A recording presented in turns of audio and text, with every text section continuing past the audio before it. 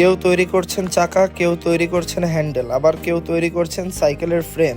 সব শেষে শ্রমিকদের নিপুণ হাতে কাঠের বাইকে নানান রং ও পলিশ করা হচ্ছে। প্রতিদিন এখানে তৈরি করা হচ্ছে প্রায় 30টি বাইক। বাগেরহাটের ন্যাচারাল ফাইবার নামের প্রতিষ্ঠানে স্থায়ীভাবে সংগ্রহ করা কাঠ দিয়ে তৈরি করা হচ্ছে পরিবেশ বান্ধব কাঠের বেবি ব্যালেন্স সাইকেল।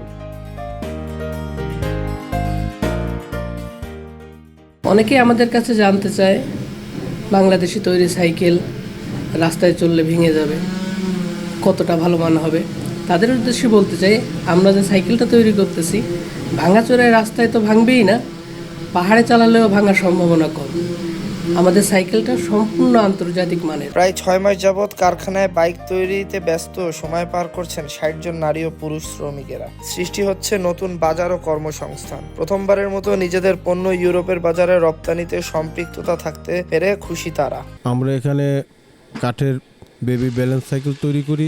একটা সাইকেলের 11টা সেকশন। এই 11টা সেকশনের মনে করেন এক সেকশনে 8 জন, এক সেকশনে 7 জন, এক সেকশনে 10 জন, এইভাবে করে এর ফিনিশিংটা হয়েছে রংটা এমন কালার হয় যেটা ন্যাচারাল কাঠ বোঝা যায়, সেইভাবে এটা তৈরি হয় এবং এই সাইকেল তৈরি করে আমরা বিদেশে পাঠাই। আমি এখানে সাইকেলের ফর্ক এবং ঘাড় ফিটিং করি, আমি সাইডে দিই, আমার অন্য আর একজন করে। আমি ভিতরের আঠাগুলো পরিষ্কার করতেছি আর পুটিং লাগাচ্ছি। বাগেরহাটের মুখ থুবড়ে পড়া বিসিক শিল্পনগরীতে তৈরিকৃত পরিবেশ বান্ধব বেবি ব্যালেন্স বাইকগুলো যাচ্ছে ইউরোপের গ্রিস ও বেলজিয়ামের মতো রাষ্ট্রে। আমাদের দেশে আসছে বৈদেশিক মুদ্রা। শুধু বেবি ব্যালেন্স বাইকই নয়, এখানে আরো তৈরি হয় সানবেড, হোটেল বেড, কুকুর বিড়ালের খেলনা সহ বেশ কিছু পণ্য।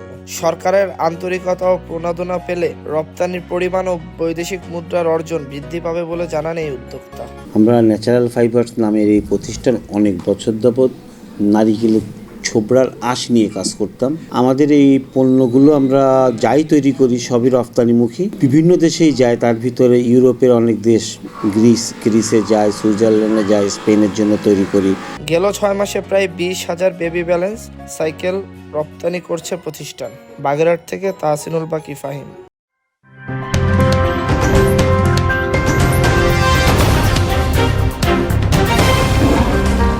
Voice of Tiger.